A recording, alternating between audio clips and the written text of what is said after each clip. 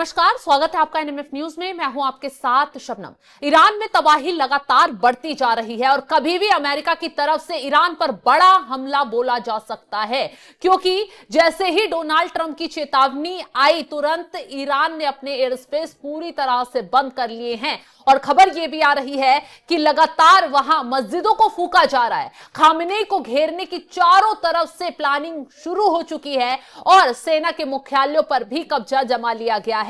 Internet पूरे देश में बंद कर दिया गया है ताकि जो हिंसक झड़प हो रही है, ईरान की सेना जिस तरीके से प्रदर्शनकारियों को मार रही है, वो तस्वीरें और वहां की स्थिति बाहर न जाने पाए। इसीलिए ईरान में इंटरनेट पूरी तरीके से बंद कर दिया गया है। एक तरीके से ब्लैकआउट ईरान इस वक्त पूरी तरीके से हो चुका है। और वहीं खबर यह आ रही है कि ईरान ने अपना एयर स्पेस बंद कर लिया है, क्योंकि किसी भी वक्त कभी भी डोनाल्ड ट्रंप की तरफ से, अमेरिका की तरफ से बड़ा हमला ईरान पर बोला जा सकता है। तो ईरान में हालात भयावह होते जा रहे हैं। एक तरफ एयर स्पेस बंद, दूसरी तरफ प्रदर्शनकारियों की हत्या और तीसरी तरफ तमाम जो देश हैं वो ईरान में जितने भी उनके देशों के लोग फंसे हुए हैं उन्हें बुलाने के लिए कदम आगे बढ़ा रहे हैं। ईरान की तरफ से जो तबाही ईरान में मची हुई है उसको लेकर भारत की सरकार ने यानी कि मोदी सरकार ने एक बहुत बड़ा कदम उठा लिया है। मोदी सरकार की तरफ से ईरान में फंसे भारतीयों को लेकर एडवाइजरी जारी कर दी गई है और कहा गया है कि लोग जितना जल्दी हो सके ईरान को छोड़ दें। क्या कुछ कहा गया, चलिए आपको बताते हैं। बता दें आपको, एडवाइजरी में कहा गया है भारत सरकार द्वारा 5 जनवरी 2025 को एक एडवाइजरी के सिलसिले में और ईरान में बिगड़ती स्थिति को देखते हुए ईरान में रह रहे भारतीय नागरिकों को सलाह दी जाती है वे उपलब्ध परिवहन के संसाधनों से ईरान को छोड़ दे। भारतीय एयरलाइंस ने सुरक्षा को प्राथमिकता देते हुए यात्रियों के लिए महत्वपूर्ण सूचनाएं जारी की हैं।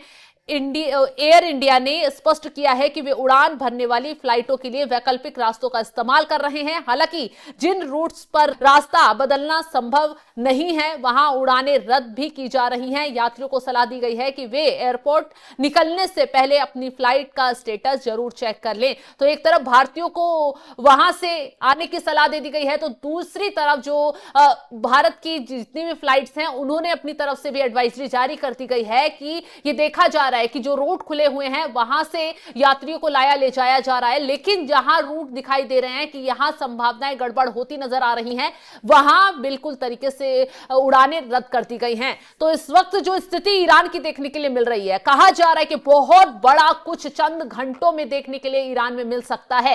एक तरफ डोनाल्ड ट्रंप तैयार बैठे हैं तो दूसरी तरफ आसपास के जितने मुस्लिम देश हैं उन्होंने भी मोर्चा संभाल लिया है। अगर ईरान में कुछ तबाही मचती है और उसका फर्क उन देशों पर पड़ता है तो वो देश कैसे तैयार रहेंगे, कैसे इस स्थिति से निपटेंगे, उसको लेकर तैयारियां पूरी कर ली गई हैं। लेकिन हालात ईरान के भयावह होते जा रहे हैं। खबरें ये हैं कि एक के बाद एक मस्जिद को तोड़ा जा रहा है। 300 से ज्यादा मस्जिदें जो हैं अभी तक जलाई जा चुकी हैं, मतलब फूकी जा चुकी हैं। और ईरान में खामेनेई की खबर यह भी आ रही है कि या तो खामेनेई ईरान छोड़कर भाग सकते हैं कभी भी, या फिर खामेनेई को घेरकर उनके साथ कुछ भी गलत किया जा सकता है। खामेनेई की हत्या की आशंका भी जताई जा रही है। तो ऐसे में खामेनेई की तरफ से लगातार अमेरिका को चेतावनी, डोनाल्ड ट्रंप को चेतावनी जारी की जा रही है कि जिस तरीके से फिरौन का भी अंत हुआ, जिस तरीके से और जल्लादों का अंत हुआ, उस तरीके से आपका भी अंत होगा। जो जितनी ज्यादा अकड़ दिखाता है, तानाशाही दिखाता है, उसका अंत उतना ही करीब होता है। यानी कि खामेनेई झुकने का नाम नहीं ले रहे। जिस तबाही से इस वक्त ईरान जूझ रहा है, खामेनेई लगातार आंख दिखा रहे हैं। खामेनेई लगातार ये कहते नजर आ रहे हैं कि चाहे कुछ भी हो जाए, ना वो रुकेंगे ना झुकेंगे। और ईरान में जो हालात हैं वो बद से बदतर होते नजर आ रहे हैं। फिलहाल ईरान को लेकर मोदी सरकार ने बड़ा कदम उठा लिया है। एडवाइजरी जो भारतीय वहां फंसे हुए हैं उनको लेकर जारी कर दी है और तमाम देशों ने भी ईरान में फंसे अपने नागरिकों के लिए चिंता जाहिर कर दी है, क्योंकि कहा जा रहा है किसी भी वक्त बहुत बड़ा हमला ईरान पर अमेरिका की तरफ से हो सकता है या फिर और कोई तबाही मच सकती है। क्योंकि अमेरिका ने भी अपने नागरिकों को लेकर एडवाइजरी जारी की और कहा कि जल्द से जल्द ईरान को खाली कर वहां से निकल जाएं। तो सोचिए जिस तरीके के हालात पैदा हो रहे हैं, चारों तरफ से अपने नागरिकों को बचाने के लिए आवाजें उठ रही हैं।